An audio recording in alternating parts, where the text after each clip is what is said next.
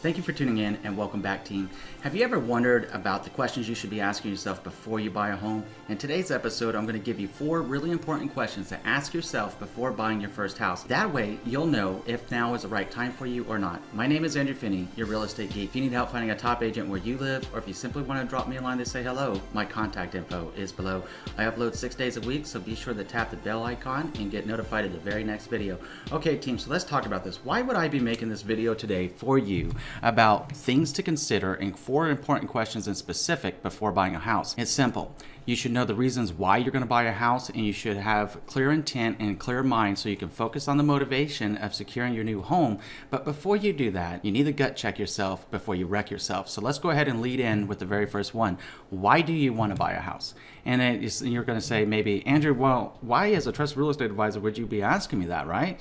And maybe it's a little bit confusing, and that's okay. But you need to know the answer to that question. Everything starts with a why, and the how comes second. By starting on why, you'll know exactly why you want to buy a house, what's most important to you about the new house that you're going to buy, and how long you're going to intend to live there. A lot of first-time homebuyers or homebuyers in general will just jump into the market without any kind of a game plan, any kind of a strategy in place, and then wonder why it didn't work out for them, and if it did work out for them, wondering why they hate the house they just bought. It's because they weren't focused. You saw something on Zillow, you saw something on Realtor, on one of these big websites or something. You fell in love with the house. It was what caught you at the right emotion at the right time, and you wanted to pull the trigger, and you went ahead and moved forward on it without understanding home ownership or what was involved with the home buying process. Let's keep you from experiencing buyer's remorse and make sure that we start with your why you want to buy a home. I mean, are you getting married? Are you about to have kids? Are you single perhaps and you just want your own place? Do you want to stop losing money whenever you're renting a property every single month as opposed to flushing the money down the toilet? You want to build up equity in yourself. Identify your reason why. That's step number 1. The second question to ask yourself, is my life stable?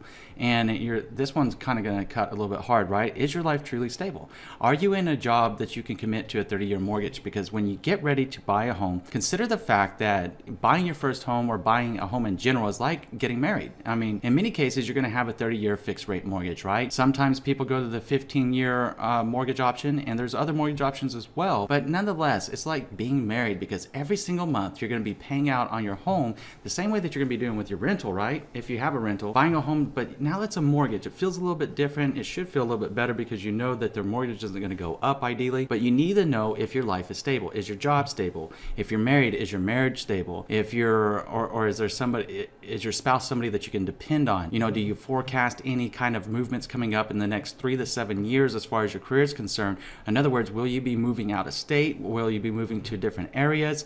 You know, you need to identify that, and so that you know how long you're going to be able to be in your new home, in addition to any other kind of life stability factors that you may have. How's your health? How's your, like I said, your relationship? How's your situation? Because the last thing that we want to see happen is you slip into foreclosure or a short sale position because something didn't go exactly right, and you could have, and you probably knew it in your gut. I mean, you really got to listen to your intuition here.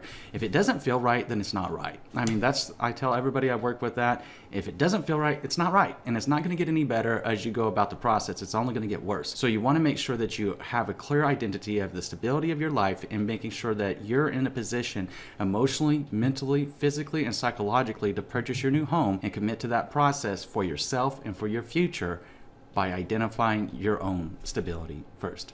The third question you want to ask is, can I really afford it? Now, this is a common one. This is like the thing that I get asked all the time. I don't know, I want to buy a house, Andrew, but I don't know if I can afford it. Well, there's great tools with mortgage calculators out there that you can use. I'll make one available on my website. Video is, of course, included in case you need some help figuring out how to work it, or if you just want to drop me a line and ask me some questions, that's fine too. The best source of information to know if you can afford a home or not is actually talking to a local loan officer. A trusted real estate advisor will also assist in providing you good contact information to a local loan officer. Now, don't be wooed just because you can afford it. Maybe the question again is phrased, can I really afford it? Meaning, okay, if you can get approved for a loan, but it's going to take up to 50% or 55% of your total monthly income, is that a smart decision for you? Some people would say yes, some people would say no, but only you're going to know whether it's right for you or not.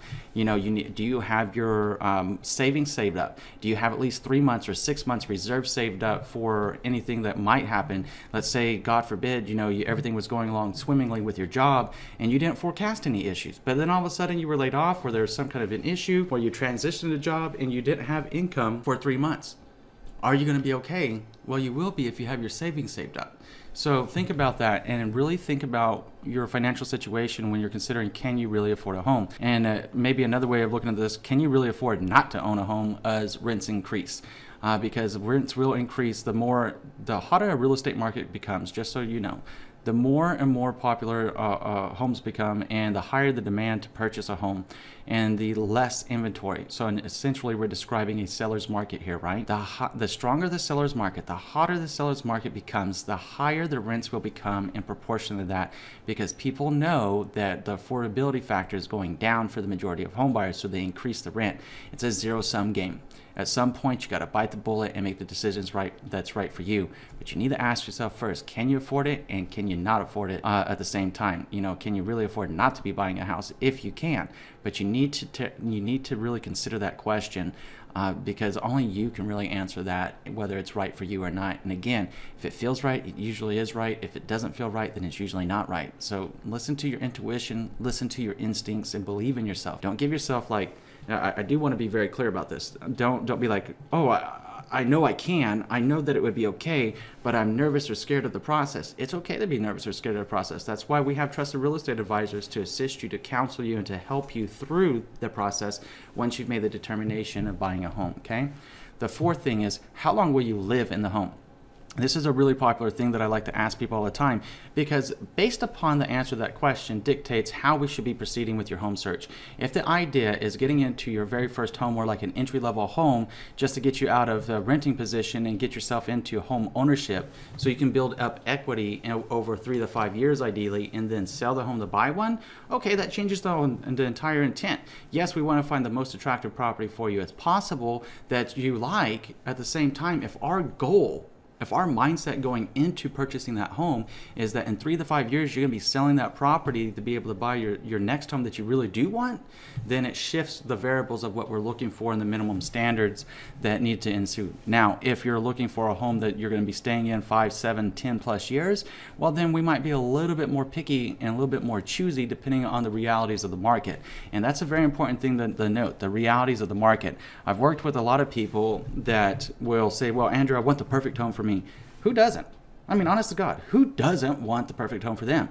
At the same time, it's normally not practical, depending unless you got like a Daddy Warbucks budget or something. You got Warren Buffett's budget, or you got somebody else's budget that you could buy whatever you want.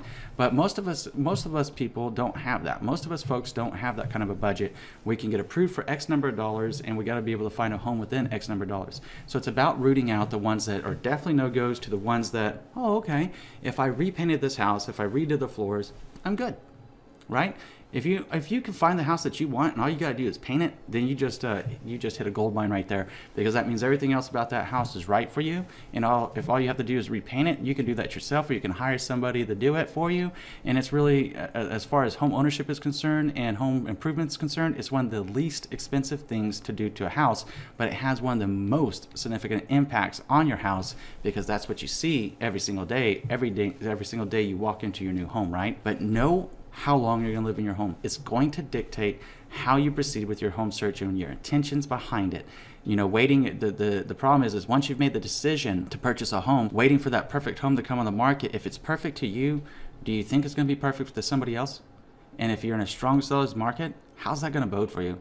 It's going to bode for you in the form of a multiple bidding war. It's going to bode for you in possibly overpaying for the property. It's going to bode for you if that maybe it was 1 in 1,000 homes in your marketplace that came up that was perfect for you, or that you thought was perfect for you, and then it ended up becoming a nightmare even if you win the bidding war. So it's something to think about, and it's something to consider, and be very honest with yourself about how long you're going to live there. Your intent will define the purpose, and your purpose will define the goal that you have in your home search.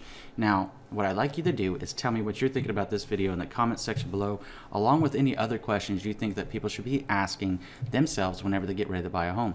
Tell us what you're thinking in the comment section below. Now I'm going to go ahead and pop up my contact information. If you need help finding a top agent where you live, or if you simply want to drop me a line to say hello, I always love to hear from you, and I will be happy to respond to you as quickly as possible.